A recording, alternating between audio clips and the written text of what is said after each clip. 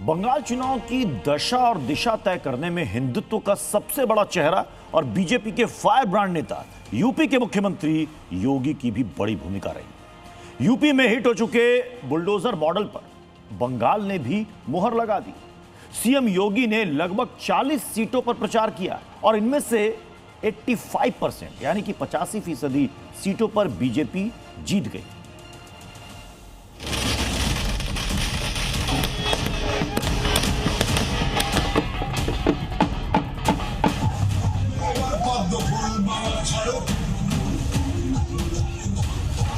दीदी का दादागिरी हुआ खत्म।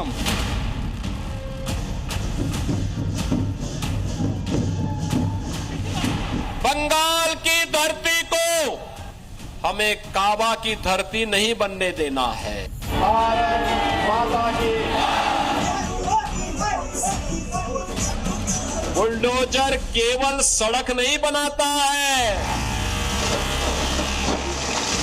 ये माफिया, गुंडे और दंगाइयों की हड्डी पसली को भी एक करता है सड़क के साथ में। बुलडोजर को भी सुनकर के अभी से टीएमसी के गुंडे अंडरग्राउंड होना प्रारंभ कर दिए हैं। टीएमसी का खेल समाप्त, अब बंगाल का विकास प्रारंभ होगा। टीएमसी के गुंडे कहीं न कहीं आपकी सड़कों पर पंचर बनाते हुए दिखाई देंगे। बंगाल की फिजा में उड़ता भगवा रंग बता रहा है कि 15 साल पुराना टीएमसी की सत्ता का किला अब ढह चुका है।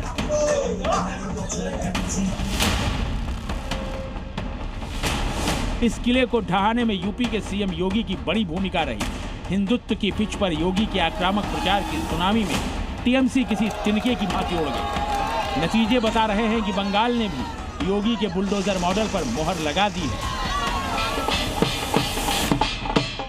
अगर कोई माफिया सिर उठाता है, यूपी का बुलडोजर उसको सड़कों पर, एक्सप्रेस वे पर उसकी हड्डी पसली एक करता है। और आपके बुलडोजर को भी सुनकर के अभी से टीएमसी के गुंडे अंडरग्राउंड होना प्रारंभ कर दिए हैं। बंगाल चुनाव में योगी ने 41 सीटों पर प्रचार किया। नतीजे बता रहे हैं कि इनमें से ज्यादातर सीटें बीजेपी जीत रही है। राजनीतिक विश्लेषकों का मानना है कि योगी आदित्यनाथ की रैलियों ने बीजेपी के कोर वोटर को एकजुट करने में अहम भूमिका निभाई। राष्ट्रवाद और सांस्कृतिक पहचान के मुद्दे ने मतदाताओं को प्रभावित किया। कानून व्यवस्था और भ्रष्टाचार जैसे मुद्दों ने भी असर डाला। यूपी मॉडल बनाम बंगाल मॉडल वाली योगी की रणनीति भी काम कर गई। योगी ने अपने चुनाव प्रचार में इन्हीं मुद्दों के जरिए बंगाल के मतदाताओं को साधने की कोशिश की और नतीजे गवाही दे रहे हैं कि उनकी कोशिश पूरी तरह से कामयाब रही है। बंगाल की धरती को हमें काबा की धरती नहीं बनने देना है।